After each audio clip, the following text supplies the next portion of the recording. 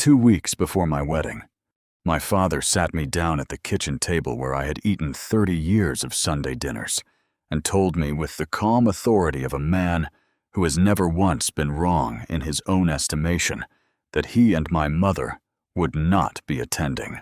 "She'll ruin your life," he said. "You're 42 years old, and you're about to throw everything away on a woman with someone else's baggage." He used that word, baggage, to describe a 6-year-old girl named Rosie who had just started 1st grade, who was missing her 2 front teeth, who carried a stuffed elephant named Gerald everywhere she went, and who had 3 weeks prior asked me very seriously whether I thought her late father would be okay with her calling me by my first name or whether she should wait. I told my father what I thought of that assessment. He told me I was making an emotional decision. My mother sat at the end of the table and did not disagree with him. She looked at the tablecloth instead, which was for my mother a form of participation. I drove home. I called my fiancée. I told her everything. There was a silence on the line, the particular silence of a woman who has been bracing for something and has just been confirmed in that preparation. "What do you want to do?" she asked. "I want to get married." I said, "Are you still in Jonathan?" "I've been in." We got married on February 15th, 2025 at Zilker Botanical Garden in Austin, Texas. 74 guests. No church. No performance. No pastor making pronouncements about what God required of us from a stage. My parents were not there. Rosie, age 6, walked down the aisle ahead of her mother wearing a purple dress and white Mary Janes holding a handmade sign in purple marker on white poster board. A guest filmed it on her phone. Within 48 hours, 11 million people had seen what that sign said. Before I tell you what was written on it, let me tell you how we got there. My name is Jonathan Nolan, 42 years old, general contractor in Austin, Texas. Residential construction, custom homes renovations in the Hill Country corridor west of the city. I started Nolan Construction in 2012. 12 employees. We build things that last. My father, Richard Nolan, spent 30 years as a civil engineer with the Texas Department of Transportation. Methodical, precise. A man who built his life on load-bearing calculations and had never in living memory made a decision he later revised. My mother, Patricia, taught 4th grade for 26 years in Round Rock. Warm, reliably kind, and almost completely unable to hold a position that contradicted my father's. They were not bad people. They had decided that the life they built, respectable, orderly, conventional, was not just good, but was the only legitimate template. Anything that deviated was a risk to be managed. I had married once before a woman named Linda in 2008. 4 years. No children. No dramatic ending. Just 2 people who had chosen each other at 25 and grown into different people by 30. My parents had welcomed Linda. She fit their template. The woman I met in spring 2023 did not fit their template. She fit everything else. Her name is Sarah Calloway, 38 years old, physical therapist at St. David's Medical Center on 32nd Street in Austin. She is organized, dry, funny in the way that people who deal with pain professionally develop humor as a tool rather than a performance. She grew up in Dallas, moved to Austin for school, stayed because Austin is the kind of city that makes staying feel like the obvious choice. Roz's father, Sarah's ex-partner, a man named Marcus, died in a construction accident in March 2020 when Rosie was 14 months old. He was working a commercial site off North Lamar. Scaffolding failure. He was 29. They had not been married, but they had been building toward it in the way that some couples do. Slowly, with intention, without rushing the paperwork. Sarah had raised Rosie alone for 3 years before I came into the picture, Not reluctantly, not with bitterness, with the focused, purposeful love of a woman who had decided that grief was not going to organize her life, that she was going to make the choices that were right for her daughter and trust that everything else would follow. I met her at a neighborhood block association meeting in the Baldwin Creek neighborhood in April 2023.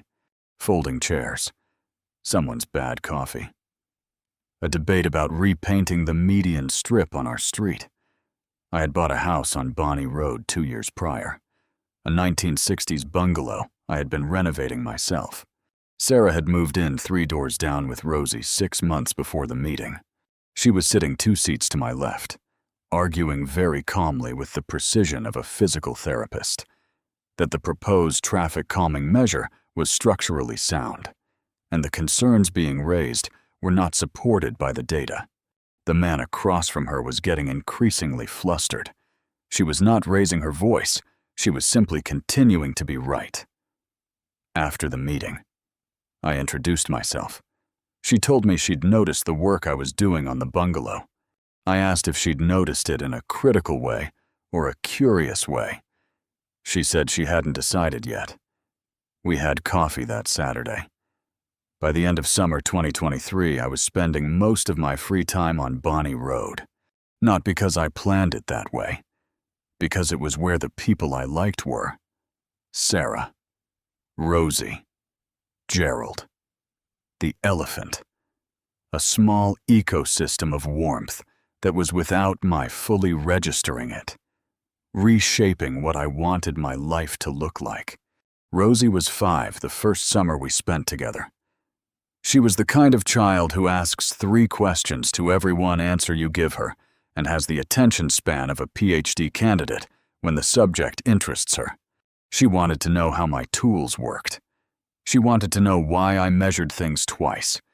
She wanted to know if walls could be moved and if floors could be different colors and whether the ceiling in her room could have stars on it.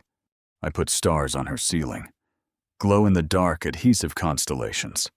Orion, the Big Dipper, Cassiopeia, with a paper key taped to the inside of her closet door so she could learn which was which. She told me very seriously that this was the best thing anyone had ever done for a ceiling. I brought Sarah and Rosie to my parents' house for Thanksgiving 2023. My father shook Sarah's hand and asked polite questions about her work. My mother bent down and spoke to Rosie with the practiced warmth of a former teacher. The meal was fine. The conversation was fine. Nobody said anything wrong. But I had known my parents for 42 years, and I could read the temperature of a room they were managing. Something was being filed for later. The filing came out the following February 2024. I had decided with the clarity that comes from a year of paying attention to what actually matters that I wanted to marry Sarah Calloway. I called my father first. Not because I needed his approval, but because I still, in some residual part of myself that I had not yet fully updated, believed that sharing important things with your parents was what you did. "We have some concerns," my father said. "Okay," I said. "What are they?" He took me through them methodically, the way he listed variables in a load calculation. Rosie was not my child. I would be taking on a responsibility that wasn't mine. The child's father had died. Tragic. But it meant there were grief complications, psychological considerations, unpredictable variables in the child's development. Sarah had not been married to Rosie's father. That said something about how she approached commitment. And here it was. What about my own legacy? My own family? I was 42. If I committed to this relationship, I was likely foreclosing on having biological children of my own. I listened to all of it.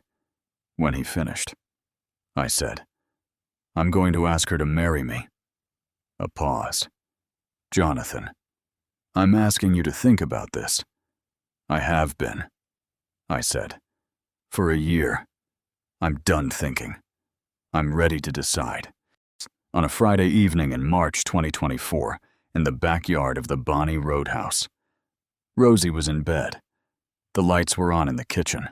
I had a ring, a simple diamond solitaire, and a white gold setting. The kind of ring that does not need decoration because the thing itself is enough. Sarah said yes before I finished the sentence. From the house, through the open window, we heard a small voice.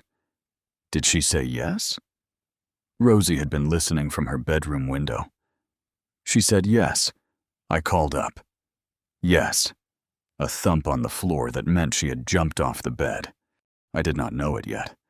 But that small voice through the window was the beginning of everything my parents were going to try to stop.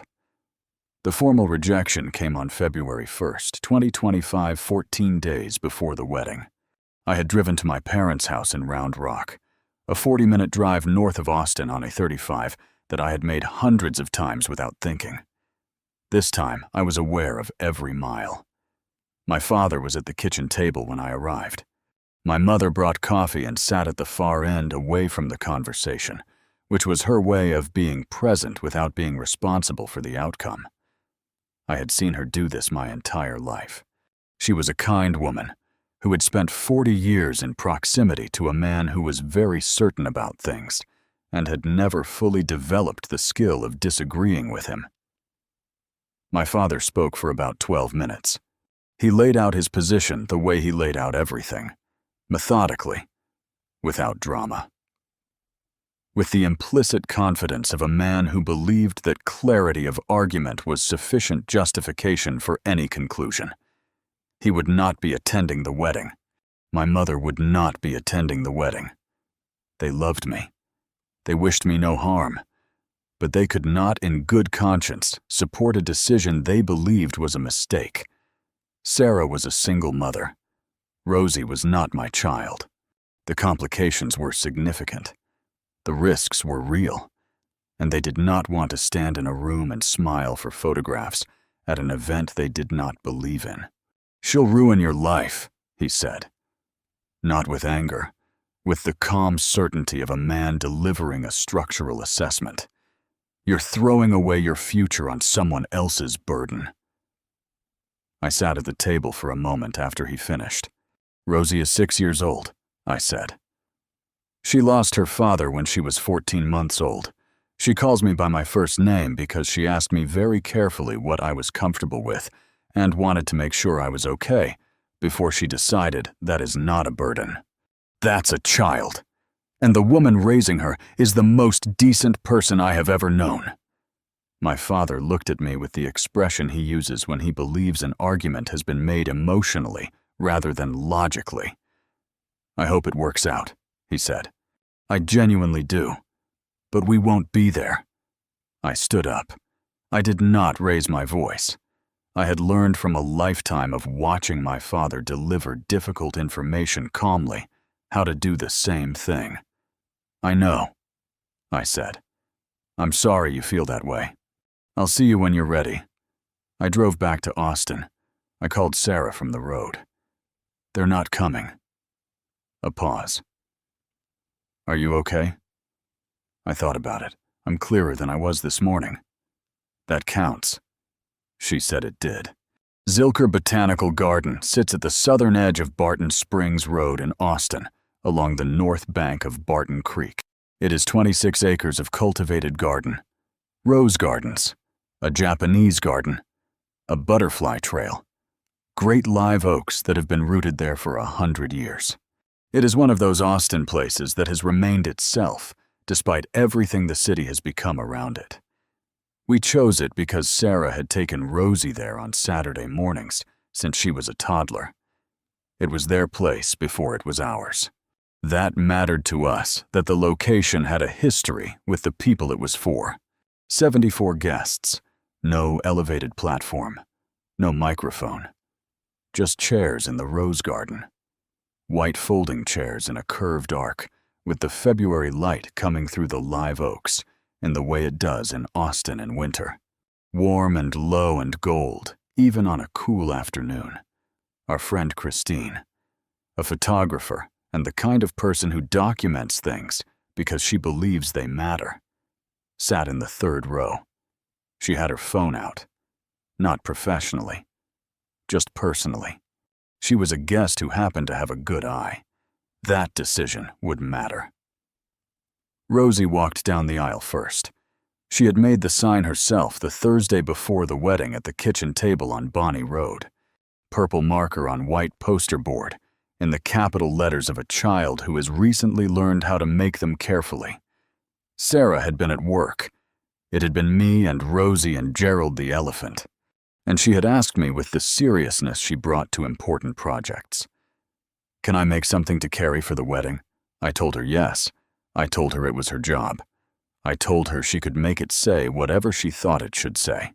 She worked on it for 40 minutes. She wouldn't show me the finished product. "It's a surprise," she said. "For everyone." On February 15th, Rosie walked out of the garden stone entry path in her purple dress. Gerald the elephant tucked under one arm. The poster board sign held flat against her chest with both hands. So nobody could see it until she was ready. She had decided this herself, the strategic reveal. I had not coached her. She walked slowly, the way children walk when they are carrying something they consider important, not performing, just present, the way children are present when they have decided something matters. Halfway down the aisle, she stopped. She turned the sign around. It read, "He chose us. That's what dads do." Purple marker, capital letters, a small heart drawn in the lower right corner. The room went completely silent. Then someone in the third row made a sound. Not crying exactly. The sound that comes before crying, when the body has understood something before the mind has caught up. Then the person beside them. Then a ripple of it moving through 74 people, like a wave through a still pool. Christine's phone was already up. Rosie looked around at the crying adults with the mild curiosity of a child who is pleased. The surprise landed well, but slightly puzzled by the intensity of the reaction. She turned back around, kept walking. I didn't know yet that in 48 hours, 11 million people would see what she had written.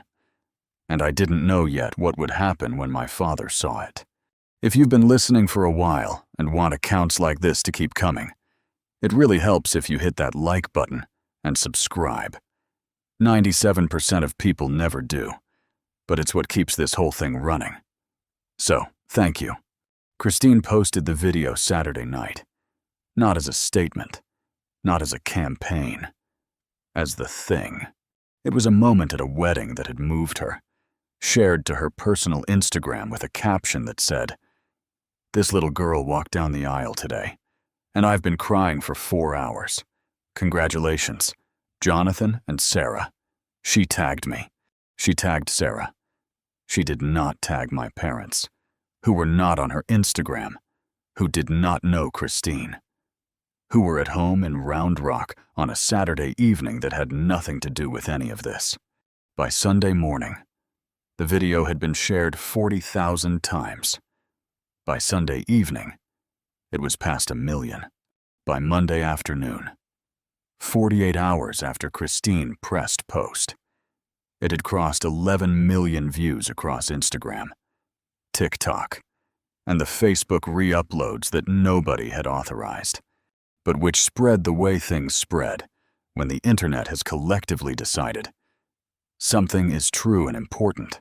The comment sections were, and I use this word carefully, overwhelming, not in the negative sense, in the sense of volume and sincerity and the particular emotion that people express when something touches them in a place they weren't expecting to be touched. I'm a single mom, and I've been told the same things this man was probably told. This destroyed me in the best way. He chose us. That's what dads do. I'm sending this to my husband who adopted my daughter last year. The way she stopped and turned the sign around. She planned that herself. A 6-year-old planned that herself. I need to call my dad. My phone became inaccessible by Sunday afternoon. I handed it to Sarah. She handled it the way she handles most things, with methodical calm. Acknowledging what mattered and letting the rest pass. My father called on Monday not to congratulate me, to understand what had happened with the engineering instinct of a man who needs to model a system before he can respond to it. "There's a video," he said. "I know," I said. "Of the wedding, yes. Of the little girl. Her name is Rosie." I said she's been Rosie this whole time. "Dad." A longer pause. "What does it say?" He said, "the sign you can watch the video." I said it's not hard to find. He watched it. I know this because my mother called me 40 minutes later, and she was crying. Not the managed, controlled version of emotion my family typically permitted in conversation. Actually crying Jonathan. Her voice was different. The teacher voice she'd spent 26 years using. Warm, patient, calibrated, had dropped away into something more fundamental underneath it. I should have been there. Yes, I said you should have, your father. Mom, I'm not asking you to manage him.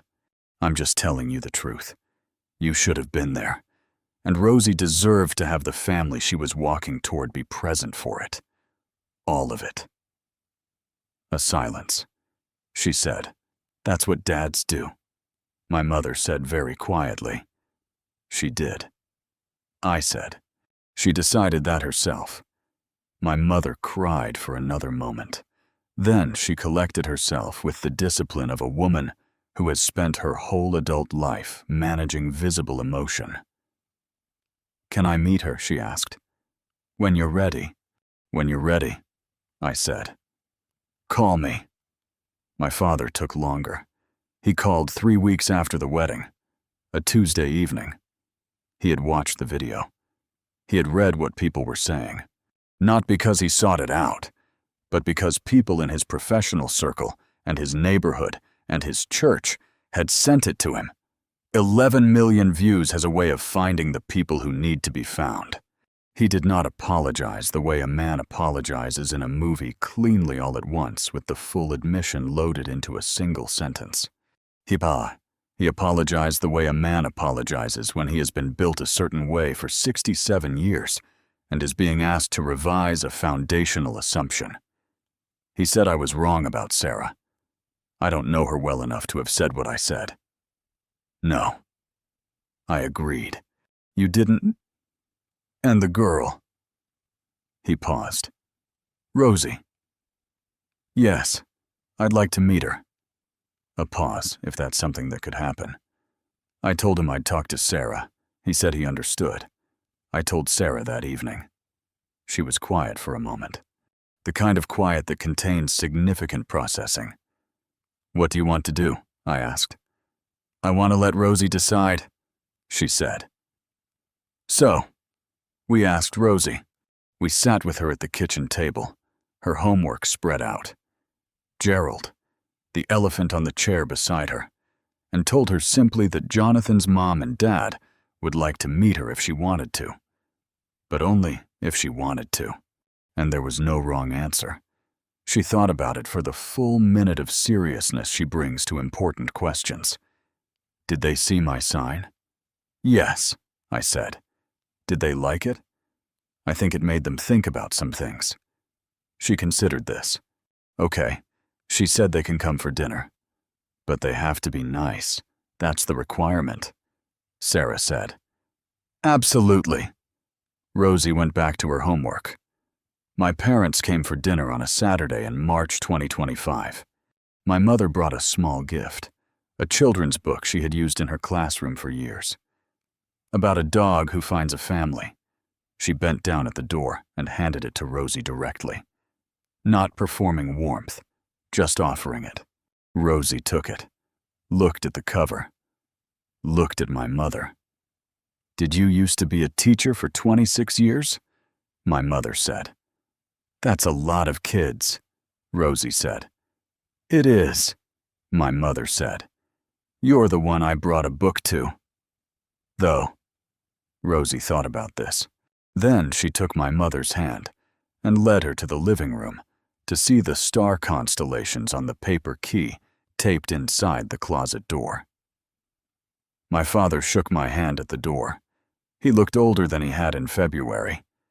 Not physically older, something more interior. "The sign is real," he said, looking at me. "She made it herself."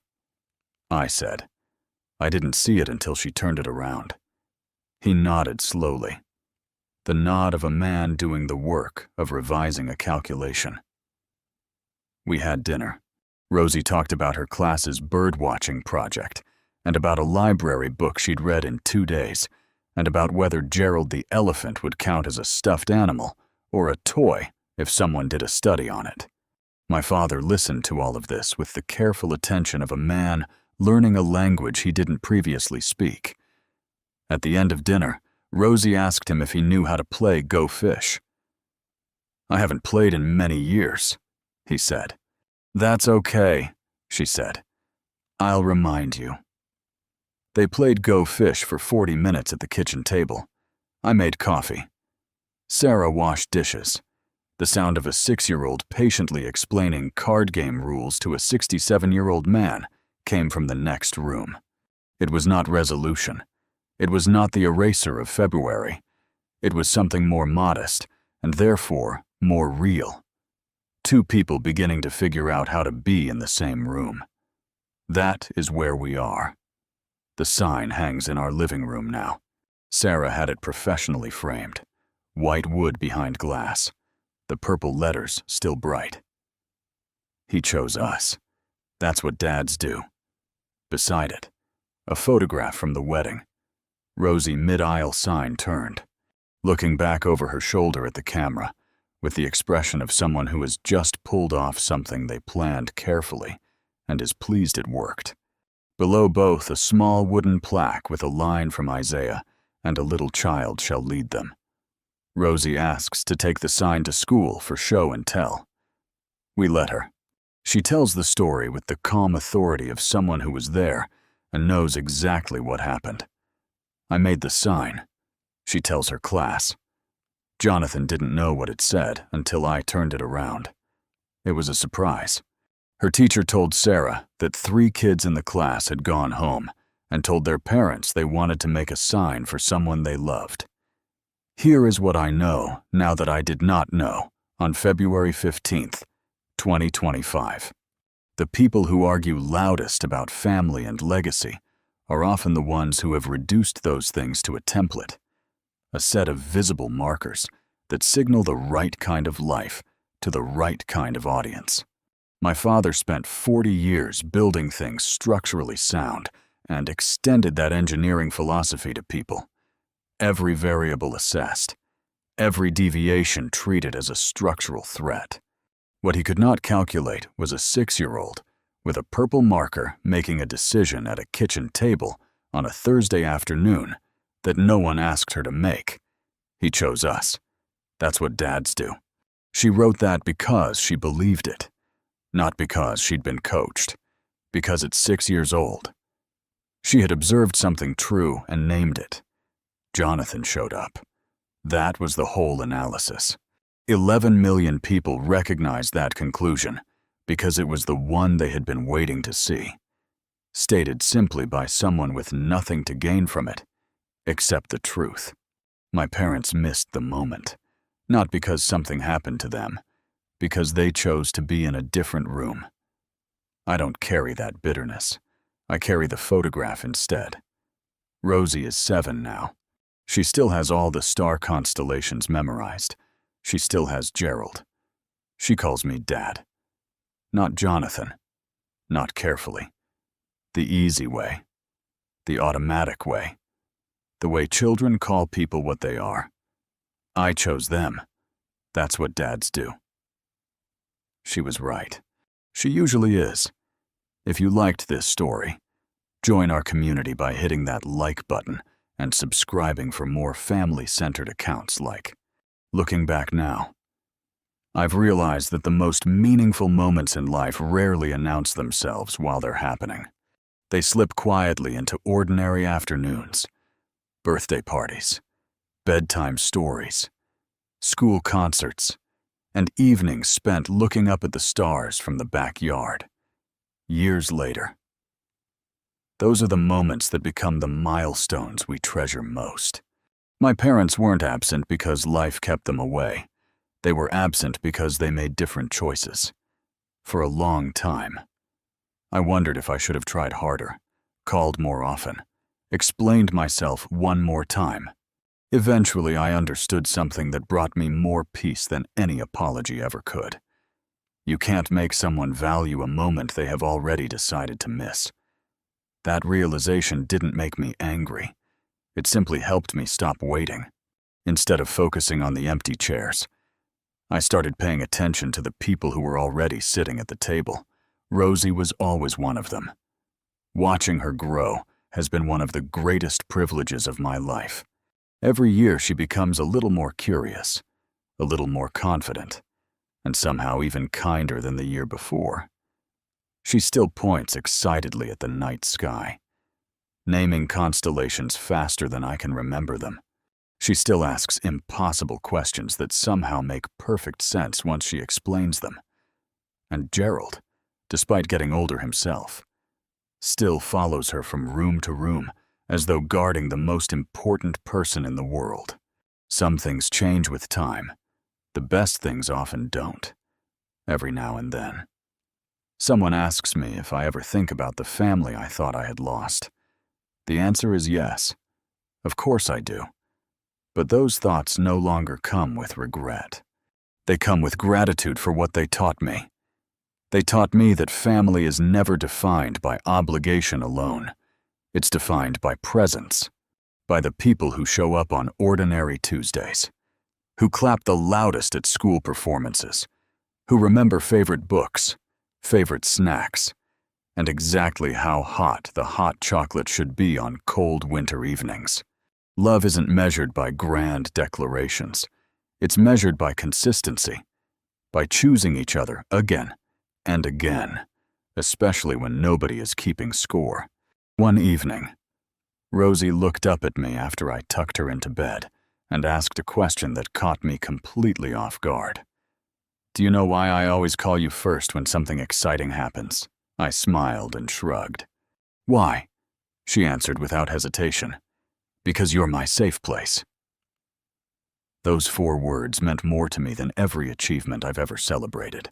More than promotions, awards, or recognition from people whose opinions once seemed so important. In that moment, I realized that success isn't about building the biggest career or proving the most people wrong. Sometimes success is simply becoming the person a child instinctively runs toward when they have good news to share. Years from now, Rosie probably won't remember every toy she owned or every birthday present she unwrapped. But I hope she'll remember the feeling of knowing she never had to earn my love. I hope she'll remember that home was the place where she could always be herself, where questions were welcomed, mistakes were forgiven, and bedtime stories somehow lasted a little longer than they needed to. That's the inheritance I want to leave behind. Not money, not possessions, but certainty. The certainty that she was loved completely, without conditions or hesitation. Looking at that old photograph today, I no longer see the people who weren't standing in the frame. I see the people who were. I see laughter that wasn't forced, smiles that weren't performed, and a little girl looking at me with absolute trust. That picture reminds me that life doesn't pause while we're waiting for others to choose us.